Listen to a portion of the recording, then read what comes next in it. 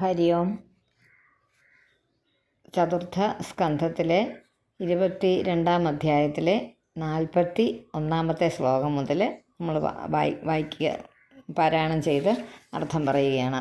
ഇതിൽ 63 ശ്ലോകങ്ങൾ ഉണ്ട് മൊത്തം. അപ്പോൾ ഇനി കുറച്ചുകൂടി വായിക്കാനുണ്ട്, 20ഓളം ശ്ലോകങ്ങളൂടെ വായിക്കാനുണ്ട്, അർത്ഥം പറയാനുണ്ട്.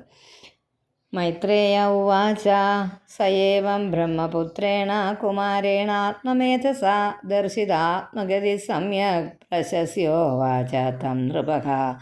സയേവം ബ്രഹ്മപുത്രേണ കുമാരേണാത്മമേധസാ ദർശിതാത്മഗതി സമ്യക് പ്രശസ്യോവാച തം നൃപഃ.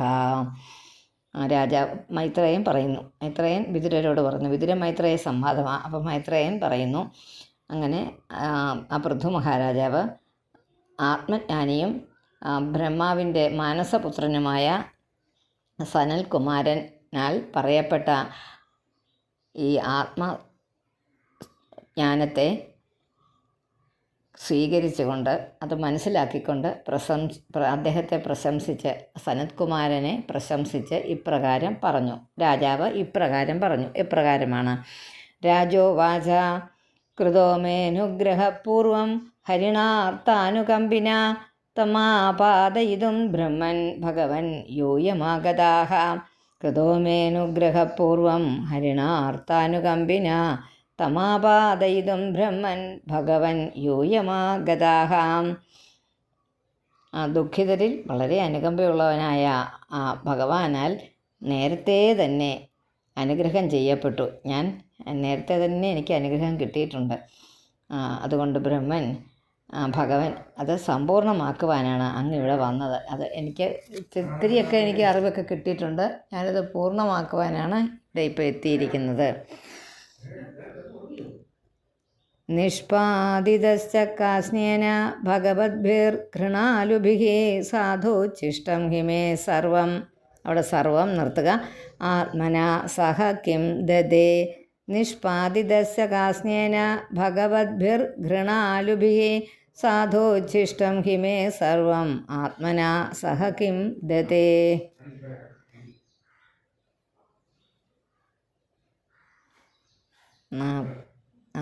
നിഷ്പാദിത അതല്ലേ, അത് വളരെ ദയാലുക്കളും സർവവും അറിയാവുന്നവരുമായ സർവജ്ഞന്മാരായ അവിടുത്തെ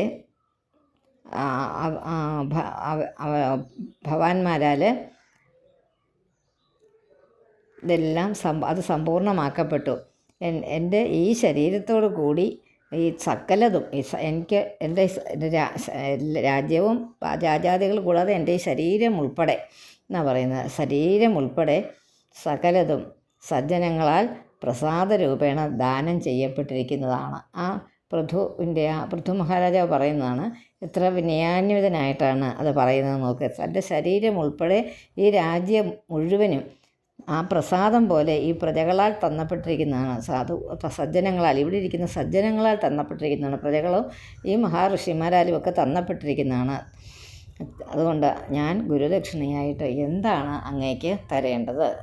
അപ്പോൾ ഇത്രയൊക്കെ ഉണ്ട്. എന്താണ് ഞാൻ സനൽകുമാരൻ ഇവിടെ വന്നിട്ട് ആദികൾ ഇവിടെ വന്ന് എനിക്ക് ഈ ഉപദേശമൊക്കെ തന്നു, ഞാൻ അങ്ങേക്ക് എന്താണ് ഒരു ദക്ഷിണയായിട്ട് തരേണ്ടത്? അത് ചോദിക്കണമല്ലോ. പ്രാണാധാരാസുത ബ്രഹ്മൻ ഗൃഹാശ സപരിച്ഛദ രാജ്യം ബലം മഹീകോശ ഇതി സർവം നിവേദിതം. എന്തൊക്കെയാണ് കൊടുക്കുന്നത്?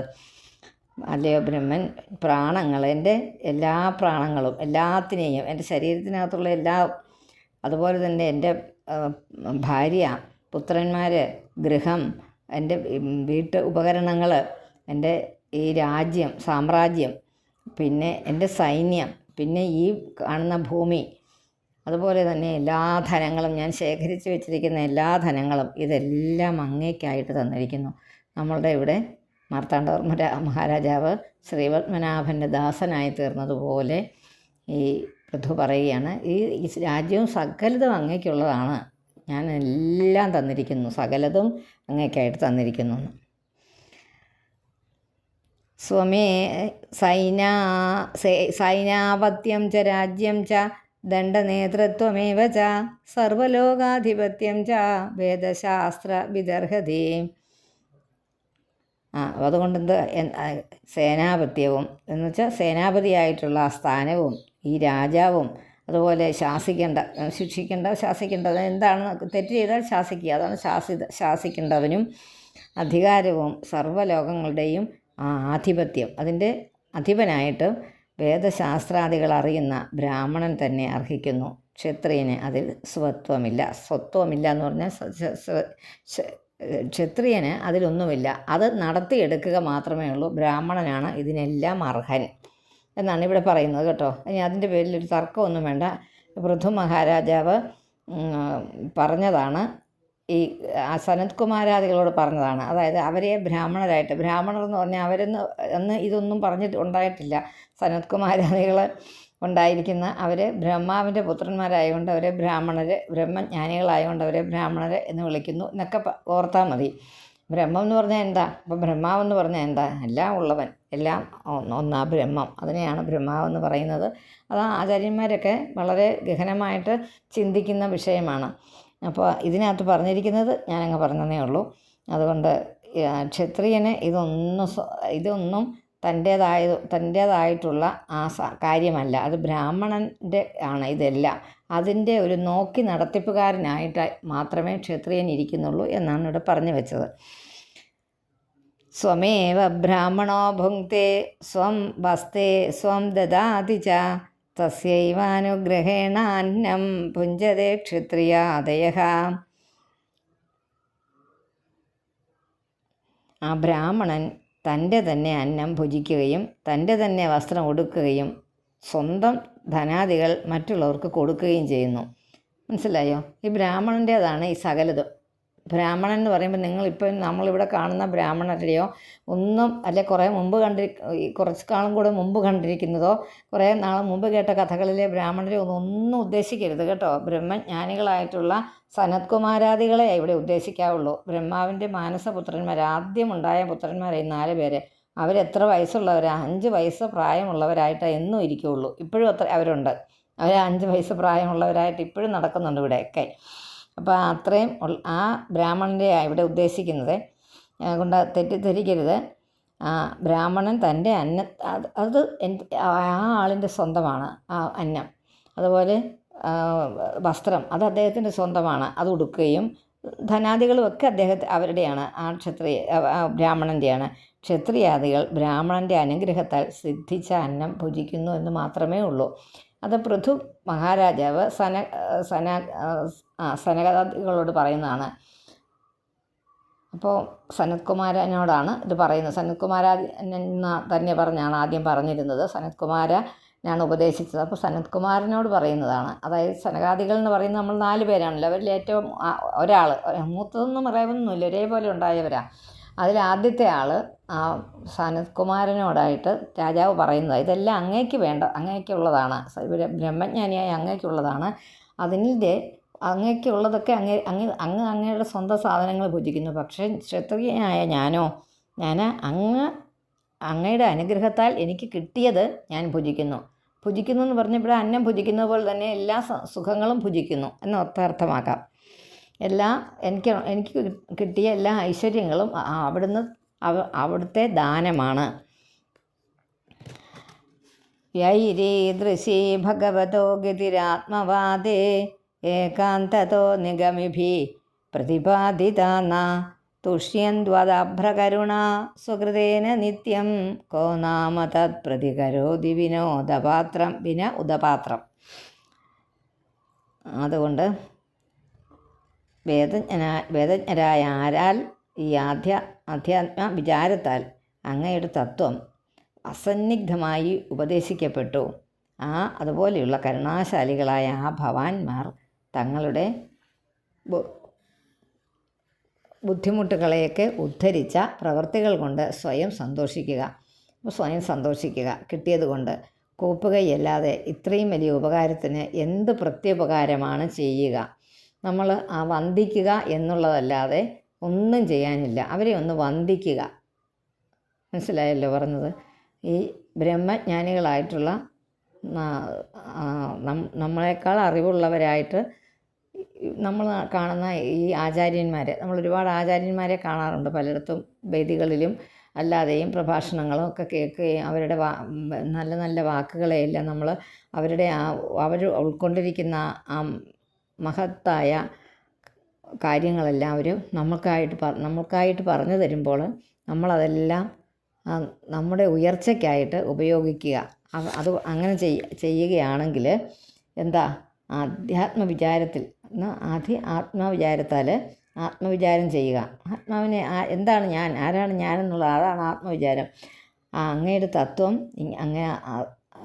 പൂർണ്ണമായിട്ട് ഉപദേശിക്കപ്പെട്ടു. അങ്ങനെ കരുണാശാലികളായ ആ ഭവാന്മാർ തങ്ങളുടെ ആ ദീനതയെ, അതായത് തങ്ങളുടെ ആ ദൈന്യഭാവത്തെ ഉദ്ധരിച്ച പ്രവൃത്തികൾ കൊണ്ട് തന്നെ സന്തോഷിക്കുക. അതുകൊണ്ട് അങ്ങനെ ഞങ്ങൾ വളരെയധികം ആദരിക്കുന്നു എന്നങ്ങ് പറയുന്നു. അത്രയേ ഉള്ളൂ. അത്രയേ അതിൻ്റെ ഉദ്ദേശമുള്ളൂ. മൈത്രേയ ഉവാച താ ആത്മയോഗപതയാ ആദിരാജേന പൂജിതാഃ ശീലം തദീയം ശംസന്തഃ ഗേഭൂവൻ മിഷതാം നൃണാം. താത്മയോഗപതയാ ആദിരാജേന പൂജിതാ ശീലം തദീയം ശംസന്തഃ ഖേഭൂവൻ മിഷതാം നൃണാം. ലോകങ്ങളിൽ ആത്മതത്വം എല്ലാം പ്രഖ്യാപിച്ചു ചെയ്യുന്ന ആ സനകാദികൾ പൃഥുവിനാൽ പൂജിതരായി. ആ 4 പേരെയും പൂജിച്ചു. അദ്ദേഹത്തിൻ്റെ ആ ശീലത്തെ, അതായത് ആ സൗമ്യഭാവത്തെ വളരെയധികം പ്രശംസിച്ചുകൊണ്ട് സകല പ്രജകളും നോക്കി നിൽക്കെ തന്നെ ആകാശമാർഗത്തിലൂടെ കടന്നുപോയി. വൈന്യസ്തു ആത്മയോഗപതയാ ആദിരാജേന പൂജിത ശീലം തദീയം ശംസന്ത ഖേ ഭൂവൻ മിഷതാം നൃണാം. വൈന്യസ്തു ധുര്യോ മഹതാം സംസ്ഥിതാധ്യാത്മശിക്ഷയാ ആപ്തകാമം ഇവ ആത്മാനം മേന ആത്മന്യവസ്ഥിതഃ. വൈന്യസ്തു ധുര്യോ മഹതാം സംസ്ഥിത്യാധ്യാത്മശിക്ഷയാ ആപ്തകാമം ഇവ ആത്മാനം മേന ആത്മനി അവസ്ഥിതഃ. വാക്കുകളൊക്കെ കിട്ടിയില്ലേ? വൈന്യസ്തു ധുര്യോ മഹതാം സംസ്ഥിതി ആധ്യാത്മശിക്ഷയ. ഒന്നിച്ച് വായിച്ചാൽ മതി. സംസ്ഥിതി ആധ്യാത്മശിക്ഷയ. ഇനിയും പിരിക്കണമെന്നുള്ളവർക്ക് സംസ്ഥിതി ആധ്യാത്മശിക്ഷ എന്ന് എഴുതാം. പക്ഷെ വായിക്കുമ്പോൾ അങ്ങനെ വായിച്ചാൽ അസൗകര്യമായിരിക്കും. ആപ്തകാമം ഇവ ആത്മാനം മേന ആത്മന്യവസ്ഥിതഃ. ഒന്നിച്ച് വായിക്കാം. ഇപ്പം ഞാൻ ഒന്നുകൂടെ വായിക്കാതെ. വൈന്യസ്തു ധുര്യോ മഹതാം സംസ്ഥിത്യാധ്യാത്മശിക്ഷയാ ആപ്തകാമം ഇവ ആത്മാനം മേന ആത്മന്യവസ്ഥിതഃ. ഈ മഹാത്മാക്കളിൽ പ്രമുഖനായ പൃഥു, അതായത് പൃഥു മഹാരാജാവാണല്ലോ ഇതിനെല്ലാം അധ്യാത്മ ഉപദേശത്താൽ സിദ്ധിച്ച ആ ഗുണം, ആത്മസ്വരൂപം ദർശിക്കാൻ സാധിച്ച, ആത്മസ്വരൂപം മനസ്സിലാക്കാൻ സാധിച്ച ആ ഏകാഗ്രതയോടുകൂടി, ആത്മസ്വരൂപത്താൽ ഏകാഗ്രതയോടുകൂടി അങ്ങനെ നിലകൊണ്ട് താൻ കൃതാർത്ഥനായെന്ന് കരുതി. തനിക്കിനി ഒന്നും വേണ്ട, ഇതിൽ പരം ഒന്നും കിട്ടാനില്ല. ആ ആത്മജ്ഞാനികളായ അവരുടെ ദർശനവും അവരുടെ ഉപദേശവും കേട്ടത് ധാരാളം മതി തനിക്ക് ഈ ജന്മത്തേക്ക് എന്ന് കരുതി. വൈന്യസ്തു ധുര്യോ മഹതാം സംസ്ഥിത്യാധ്യാത്മശിക്ഷയാ ആപ്തകാമമിവ ആത്മാനം മേന ആത്മന്യവസ്ഥിതഃ. കർമാണി ച യഥാകാലം യഥാദേശം യഥാബലം യഥോചിതം യഥാവിത്തം. പിന്നെ അകരോത് ബ്രഹ്മസാത്കൃതം. ഒന്നിച്ചാണെങ്കിൽ വിത്തം അകരോധനാക്കണം. മായങ്ങ് വെട്ടിക്കളഞ്ഞിട്ട് അകരോധനാക്കിക്കോ, അല്ലെങ്കിൽ നിങ്ങൾക്ക് വായിക്കാൻ പ്രയാസമായിരിക്കും. കർമാണി മനസ്സിലാകാതിരിക്കും, വായിക്കാൻ പറ്റുമായിരിക്കും. കർമാണി ച യഥാകാലം യഥാദേശം യഥാബലം യഥോചിതം യഥാവിത്തം അകരോത് ബ്രഹ്മസാത്കൃതം. അതെന്താ പറയുന്നത്? കർമാണിച്ച, കർമ്മം കൊണ്ട്, യഥാകാലം, കാലം, ദേശം, പിന്നെന്താ ശക്തി, ഔചിത്യം, തന്നെ നമ്മുടെ ധനം, ഇവയെ എല്ലാം കൂടി കർമ്മങ്ങളെല്ലാം ഇവയോട് കൂടി കർമ്മങ്ങളെല്ലാം അദ്ദേഹം ഭഗവാനിൽ അർപ്പിച്ചുകൊണ്ട് തന്നെ നിർവഹിച്ചു. ഈ പറഞ്ഞ കാലം, ദേശം, ശക്തി, എങ്ങനെ ധനം ഇവയെ കൂട്ടിക്കൊണ്ടാണ്, ഇവയിൽ നിന്ന് വിട്ടു നിന്നുകൊണ്ടല്ല, ഇവയോട് കൂടി തന്നെ അദ്ദേഹം നിലകൊണ്ടു പിന്നെ ഭഗവാനിൽ അർപ്പിച്ചുകൊണ്ട് എല്ലാ കാര്യങ്ങളും നിർവഹിച്ചു. എല്ലാ കർമ്മങ്ങളും ഭഗവതി അർപ്പിതാശയാന്ന് നമ്മൾ പറയുന്നത് തന്നെ. ഭഗവാനെ ചിന്തിച്ചുകൊണ്ട് ചെയ്തു. ഫലം ബ്രഹ്മണി വിന്യസ്യ നിർവിഷംഗസമാഹിതഃ കർമാധ്യക്ഷം ച മന്വാന ആത്മാനം പ്രകൃതേഃ പരം. ഫലം ബ്രഹ്മണി വിന്യസ്യ നിർവിഷംഗസമാഹിതഃ കർമാധ്യക്ഷം ച മന്വാന ആത്മാനം പ്രകൃതേഃ പരം. പ്രകൃതേഃ പരം എന്ന് പറയണം കേട്ടോ. ആ പ്രകൃതി കഴിഞ്ഞിട്ട് ഒരു വിസർഗം ഉള്ളതുകൊണ്ട് പ ഉച്ചരിച്ച് ഇരട്ടിച്ച് ഉച്ചരിക്കണം. ഒന്നിച്ച് പറയാം രണ്ടും കൂടെ. ഗൃഹേഷു വർത്തമാനോപി സാമ്രാജ്യശ്രിയാന്വിത ന സജ്ജതേന്ദ്രിയാർത്ഥേഷു നിരഹമ്മതിർ. ഫലം ബ്രഹ്മണി വിന്യസ്യ നിർവിഷംഗസമാഹിതഃ കർമാധ്യക്ഷം ച മന്വാന ആത്മാനം പ്രകൃതേഃ പരം.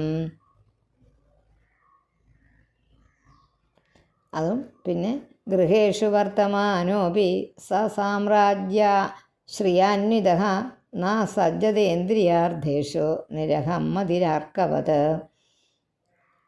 ഫലങ്ങളെല്ലാം എന്താ, കർമ്മങ്ങളെല്ലാം ചെയ്തു, ഫലങ്ങളോ ഭഗവാനിൽ അർപ്പിച്ച് ഒന്നിലും ആസക്തിയില്ലാതെ വളരെ ഏകാഗ്രചിത്തനായിട്ട് ആത്മാവിനെ പ്രകൃതിയിൽ നിന്നും അതീതനായും സർവസാക്ഷിയായും കരുതി, അതായത് എന്തിനും സാക്ഷിയായിട്ട് തന്നിലിരിക്കുന്ന ആത്മാവുണ്ടെന്ന് കരുതി ആ ആത്മാവിനെ മനസ്സിലാക്കിയിരുന്ന ചുരുക്കം.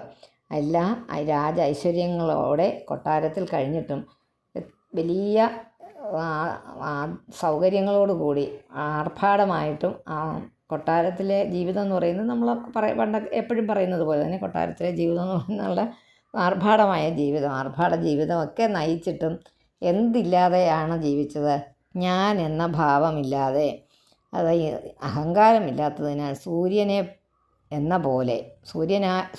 പോലെ ഇന്ദ്രിയ വിഷയങ്ങൾ കൊണ്ട് കെട്ടപ്പെട്ടില്ല.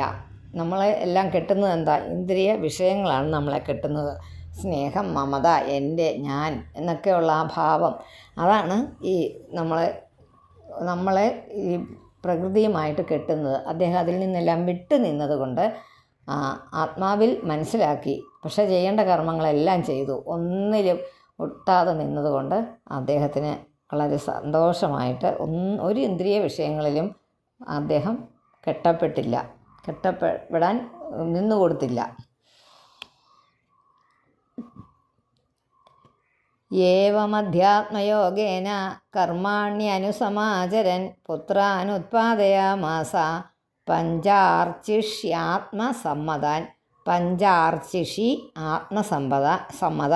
പഞ്ചാർച്ചിഷി.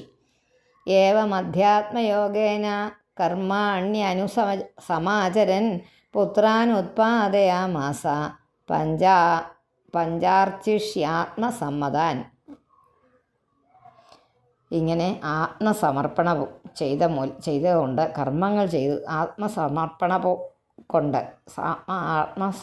സമർപ്പണത്തോടെ എന്നുവെച്ചാൽ ആത്മാവിനെ തന്നെ ഭഗവാന് കൊടുത്തുകൊണ്ട് അങ്ങനെ ആത്മസമർപ്പണത്തോടെ ഒന്നിലും ആഗ്രഹമില്ലാതെ ഒന്നിലും ഒട്ടാതെ നിന്ന്, കാരണം കർമ്മത്തിൻ്റെ ഫലത്തിൽ ഒട്ടും ആഗ്രഹമില്ലാതെ കർമ്മം ചെയ്തതുകൊണ്ട് അദ്ദേഹം തനിക്ക് തുല്യരായ 5 പുത്രന്മാർ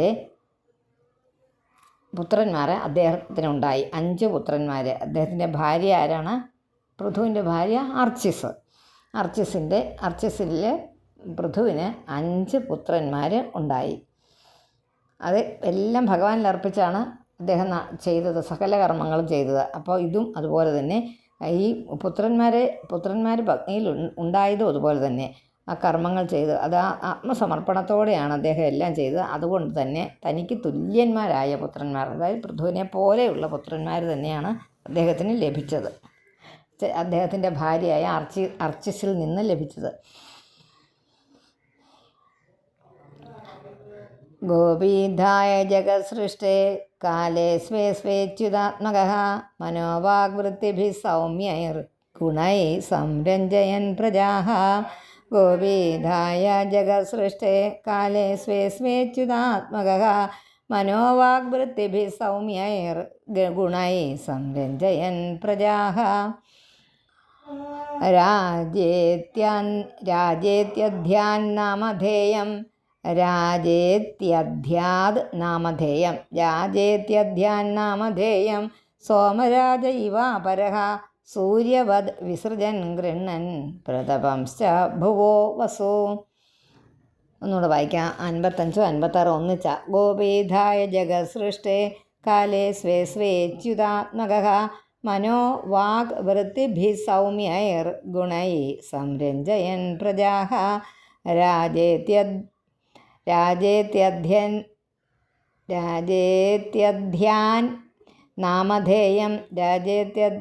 നാമധേയം സോമരാജ ഇവാപരഃ സൂര്യവദ് വിസൃജൻ ഗൃഹ്ണൻ പ്രതപംശ്ച ഭുവോ വസു.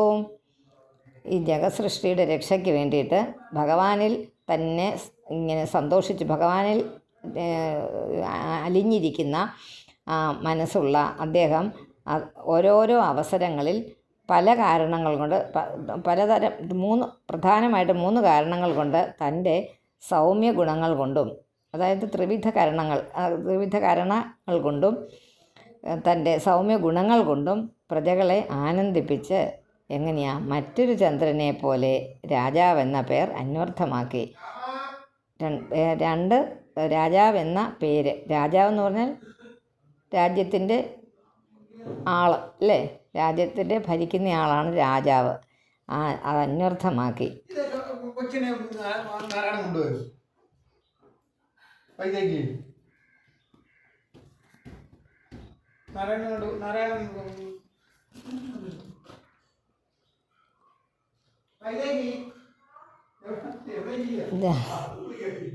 അദ്ദേഹം തേജസ്സിനാൽ അഗ്നിയെപ്പോലെ അതൊന്ന് പറയാമേ. ജഗസൃഷ്ടിയുടെ രക്ഷയ്ക്ക് ഭഗവാനിൽ രമിക്കുന്ന മനസ്സാർന്ന അദ്ദേഹം അതാത് അവസരങ്ങളിൽ ത്രിവിധ കരണങ്ങൾ കൊണ്ടും തൻ്റെ സൗമ്യമായ ഗുണങ്ങൾ കൊണ്ടും പ്രജകളെ ആനന്ദിപ്പിച്ചിട്ട് എങ്ങനെയായിരുന്നു ചന്ദ്രനെ പോലെ. വേറൊരു ചന്ദ്രൻ തെളിഞ്ഞു നിൽക്കുന്ന ചന്ദ്രൻ, ഇരുട്ടത്ത് തെളിഞ്ഞു നിൽക്കുന്ന ചന്ദ്രനെ കാണാൻ എത്ര ഭംഗിയാണ്. അതുപോലെ രാജാവെന്ന ആ പേര് വളരെ അന്വർത്ഥമാക്കി. സൂര്യനെ പോലെ ഭൂമിയിലെ ധനം സ്വീകരിച്ചുകൊണ്ടും യഥാകാലം തിരികെ കൊടുത്തും, അതായത് ഭൂമിയിൽ നിന്ന് കിട്ടുന്നത് എന്തിനേയും സ്വീകരിക്കും, എന്നിട്ട് അത് വേണ്ട സമയത്ത് തിരിച്ചും കൊടുക്കും ഭൂമിക്ക്. ഭൂമിയിൽ നിന്ന് കിട്ടുന്ന ധനം എന്ന് പറഞ്ഞാൽ എന്താ, നമുക്ക് ഓരോ അനുഭവങ്ങൾ ഭൂമിയിൽ നിന്ന് കിട്ടും, അതുപോലെ തിരിച്ചു കൊടുത്തും യഥാകാലം തിരികെ വിട്ടും രാജാക്കന്മാരെ തൻ്റെ തേജസ് കൊണ്ട് അങ്ങനെ അവരെ അങ്ങനെ ഊർജ്ജസ്വലരാക്കി നിർത്തി രാജാവ്. ഈ നമ്മുടെ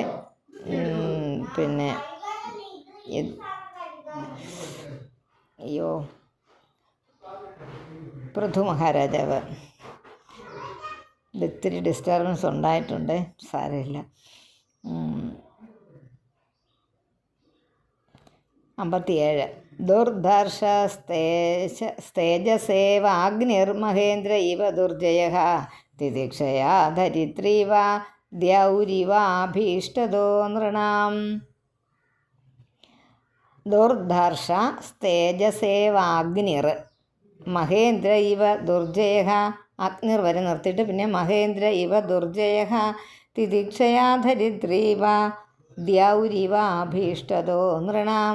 ദുർധർഷ തേജസേവാഗ്നിർ മഹേന്ദ്ര ഇവ ദുർജയഃ തിതിക്ഷയാ ധരിത്രീവ ദ്യൗരിവാഭീഷ്ടദോ നൃണാം. തൻ്റെ തേജസ് കൊണ്ട് അഗ്നിയെപ്പോലെ ദുർധർഷനും അതുപോലെ തന്നെ മഹേന്ദ്രനെ പോലെ ദുർജയനും ജയിക്കാൻ പറ്റാത്തവനും സഹനശക്തി കൊണ്ട് ഭൂമി സഹിക്കുന്ന പോലെ വേറെ ആരും സഹിക്കുന്നില്ല. എന്തും കുത്തും കളയുമാണ് നടക്കുന്നത്. ഇപ്പോഴിപ്പം യന്ത്രങ്ങൾ വെച്ചാണ് ഭൂമിയെ ഉപദ്രവിക്കുന്നത്. അതുപോലും ക്ഷമിക്കും. നമ്മൾ പറയും ഭൂമി എല്ലാം സഹിക്കും, ഭൂമിദേവിയെപ്പോലെ എന്ന് പറയും, ഭൂമിയെപ്പോലെ സഹിക്കുമെന്ന് നമ്മൾ പറയും. ഭൂമിയോളം ഞാൻ ക്ഷമിച്ചു എന്ന് പറയാറില്ലേ. നമ്മളെല്ലാവരും ഭൂമിയുടെ പുറത്ത് കാലിൽ ചെരുപ്പിട്ട് ഇട്ട് നടന്ന് ഒരു ജീവനായിട്ട് ആ ഭൂമിയെ കണ്ടാൽ എങ്ങനെയാണ് അതിനെ ചെയ്യുന്ന ഉപദ്രവങ്ങൾ ചില്ലറയല്ല. അപ്പോൾ ആ ഭൂമിയെ സഹിക്കുന്നത് ഭൂമിക്ക് തുല്യനും അത് സ്വർഗം പോലെ സകലർക്കും തൻ്റെ എല്ലാ ആഗ്രഹങ്ങളും നൽകുന്നവനുമായി തീർന്നു പൃഥു മഹാരാജാവ്. വർഷതി സ്മ യഥാ കാമം പർജന്യ ഇവ തർപ്പയൻ സമുദ്ര ഇവ ദുർബോധ സത്വേനാചലരാടിവ. വർഷതി സ്മ യഥാ കാമം പർജന്യ ഇവ തർപ്പയൻ സമുദ്ര ഇവ ദുർബോധ സത്വേനാചലരാടിവ. എങ്ങനെയാ? അദ്ദേഹം മേഘം എന്ന പോലെ ലോകത്തെ തൃപ്തിപ്പെടുത്തിക്കൊണ്ട് യഥാവിധം കാമം വർഷിച്ചു, സ്നേഹം വർഷിച്ചു. സമുദ്രം പോലെ, സമുദ്രം എങ്ങനെയാ? ഗാംഭീര്യമാണ്. അതറിയാൻ കഴിയാത്തവനും ശക്തി കൊണ്ട് മഹാമേരു തുല്യനുമായി. ഇത് ഓരോന്നിനും വർണ്ണിക്കുക. നമ്മുടെ പ്രകൃതിയിലെ ഓരോന്നിനുമായിട്ട് പൃഥു മഹാരാജാവിനെ ഇങ്ങനെ തുലനം ചെയ്ത് നോക്കുകയാണ്.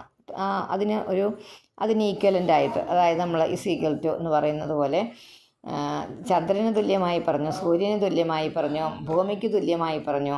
പിന്നെ ലോകത്തെ സമുദ്രം പോലെയും മഹാമേരു പോലെയും എല്ലാമായിട്ട് അദ്ദേഹം നിലകൊണ്ടു. അത്ര വൃത്തിയായിട്ടാണ് അദ്ദേഹം രാജ്യം ഭരിച്ചത്. ധർമ്മരാഡിവ ശിക്ഷായാം ആശ്ചര്യേ ഹിമവാനിവ കുബേരൈവ കോശാഢ്യോ ഗുപ്താർത്ഥോ വരുണോ യഥാ. ഏറ്റവും ഉള്ളതിൽ ഏറ്റവും നല്ലത് പൃഥു മഹാരാജാവിൻ്റെ ഇതായിട്ട് വർണ്ണിക്കുക ഇവിടെ. ധർമ്മരാഡിവ ശിക്ഷായാം ആശ്ചര്യേ ഹിമവാനിവ കുബേരൈവ കോശാഢ്യോ ഗുപ്താർത്ഥോ വരുണോ യഥാ. ശിക്ഷിക്കുന്ന കാര്യത്തിൽ ദണ്ഡം ആരാ ചെയ്യുന്നത്? യമനാണ്. യമന് തുല്യനായിട്ടും ആശ്ചര്യത്തിൽ ഹിമാലയത്തിന് തുല്യനായിട്ടും. ഹിമാലയം എല്ലാവർക്കും ഇപ്പോഴും ആശ്ചര്യം മാത്രം അതായിട്ടാണ്. ധനത്തിൻ്റെ കാര്യത്തിൽ ആരാണ്? കുബേര തുല്യനായും വരുണനെ പോലെ അറിയപ്പെടാത്ത സമൃദ്ധ ധനത്തോട്. വരുണൻ എന്ന് പറഞ്ഞാൽ സമുദ്ര ദേവത ആണ്. അപ്പം വരുണന് അതിനകത്തില്ലാത്ത ഒന്നുമില്ലെന്ന് പറയൂല്ലേ. ഒരുപാട് രത്നങ്ങളും പവിഴങ്ങളും ഒക്കെ സമുദ്ര അന്തർഗതമായിട്ട് ഇരിപ്പുണ്ട്. ആ വരുണന് തുല്യമായിട്ട് അതുപോലെ അറിയപ്പെടുന്ന ആളായിട്ട് ഇരിക്കുന്നു. ആര്? നമ്മുടെ പൃഥു മഹാരാജാവ്. മാതരിശ്വേവ സർവാത്മാ ബലേന സഹ സൗജസ ആവിഷഹ്യതയാ ദേവോ ഭഗവാൻ ഭൂതരാടിവ. മാതരിശ്വേവ സർവാത്മാ ബലേന സഹ സൗജസ ആവിഷഹ്യതയാ ദേവോ ഭഗവാൻ ഭൂതരാടിവ. അതുപോലെ ബലം, ഉൾക്കരുത്ത്, അതുപോലെ തന്നെ തേജസ്സോ, അത് തൻ്റെ ആ ശക്തി, ഇവയൊക്കെ കൊണ്ട് സർവാത്മാവായ വായുവിനെ പോലെ തന്നെ അസഹ്യമായ നല്ല സഹിക്കാൻ പറ്റാത്ത വീര്യം കൊണ്ട് ഭഗവാനായ രുദ്രനെ പോലെ ആയിരുന്നു. മാതരിശ്വേവ സർവാത്മാ ബലേന സഹസൗജിത. ബാലേന നന്ദു, ഞാൻ വായിച്ചത് തെറ്റാകട്ടോ. മാതരിശ്വേന സർവാത്മാ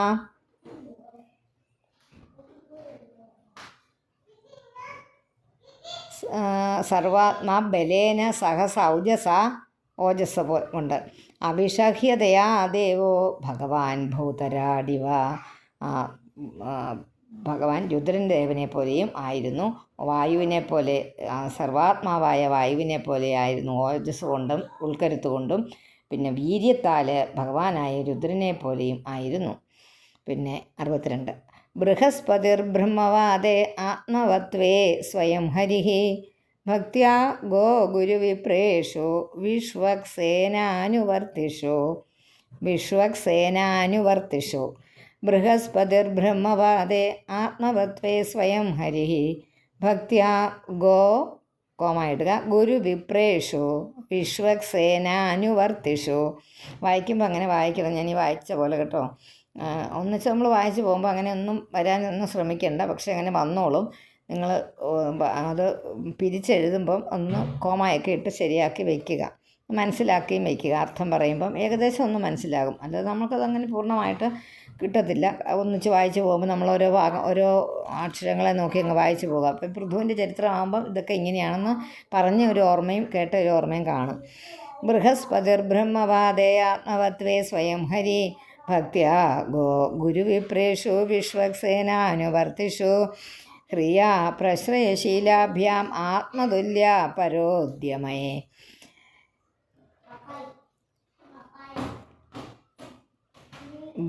ബ്രഹ്മവാദത്തിൽ ബൃഹസ്പതിയും ഉണ്ടോ. ബൃഹസ്പതിർ ബ്രഹ്മവാദി, ബ്രഹ്മവാദികളിൽ ബൃഹസ്പതിയായിട്ടും ജിതേന്ദ്രിയത്വത്തിൽ സാക്ഷാൽ മഹാവിഷ്ണു വിശ്വക്സേനൻ ആയിട്ടും ഭഗവാൻ അജഹ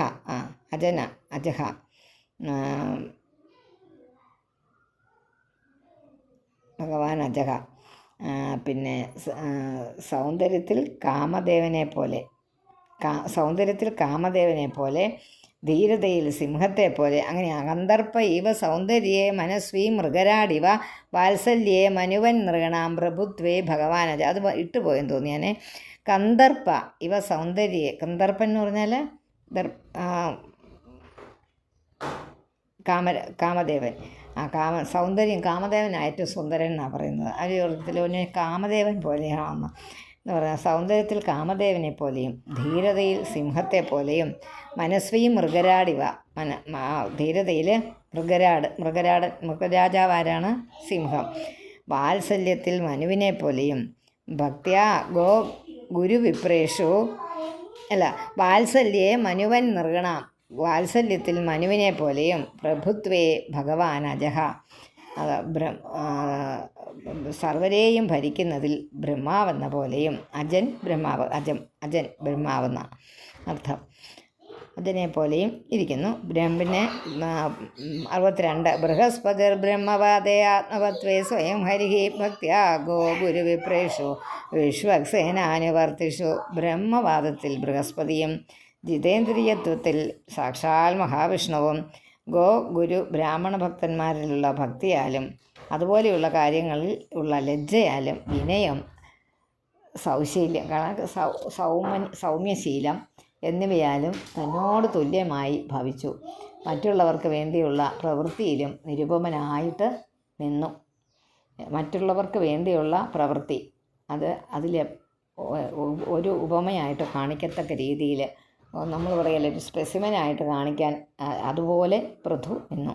അങ്ങനെയായിരുന്നു പൃഥു മഹാരാജാവിൻ്റെ ഭരണം. കീർത്തി ഊർധ്വഗീതയാ